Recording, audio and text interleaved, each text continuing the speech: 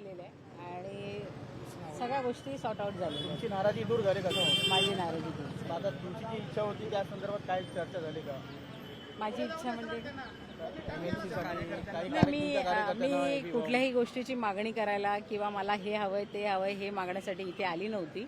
ज्या गोष्टीसाठी मी राजीनामा दिला होता त्यासाठी मी इथे आली होती आणि साहेबांशी सविस्तर चर्चा झाली आणि माझा जो प्रॉब्लेम होता तो सॉल्व्ह झाला. ज्यांचं उल्लंघन केलं होतं ज्या शाखा प्रमुखाचं त्याचं काय झालं आणि तुमच्या राजीनाम्याबद्दल काय बोलले? मागे घेतला का राजीनामा? माझा राजीनामा त्यांनी स्वीकारलाच नाही पहिली गोष्ट, आणि त्यांनी मला माझं जे काम आहे ते असंच चालू ठेवा म्हणून त्यांनी सांगितलेलं आहे आणि शाखा प्रमुखाचा जो निर्णय आहे तो येत्या 2 दिवसात तुम्हाला कळेल काय होणार आहे ते. महानगरपालिका ठाणे महानगरपालिकेची जे जागा वाटप आहे त्याच्यावर देखील अनेक नाराजी आहे, त्याबद्दल काय?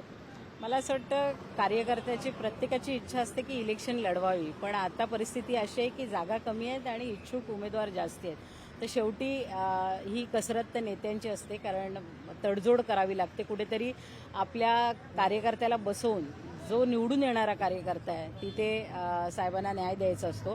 तर ह्याच्यामध्ये बरेच दर 5 वर्षांनी अशा प्रकारची नाराजी बघायला मिळते आणि इलेक्शन झालं की ते सगळं निवळतं. हे आम्ही गेल्या अनेक वर्षापासून बघतोय.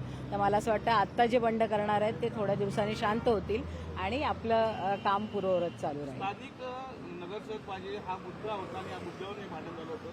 आता काय झालं? स्थानिकच नगरसेवक असणार आहे का कसं असतं?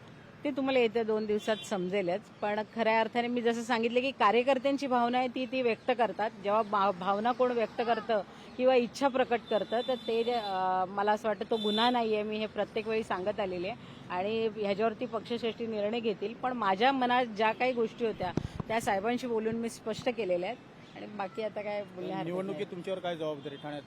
ठाण्याची तर आपण संपूर्णपणे जबाबदारी पेलवत असतो. आता या 130 प्रभाग 31 प्रभाग आहे आणि त्याच्यामध्ये मला असं वाटतं की काम करायचं आहे आणि मी पण स्वतः रिंगणात आहे. त्याच्यामुळे माझ्या प्रभागातलं देखील मला काम करायचं आहे.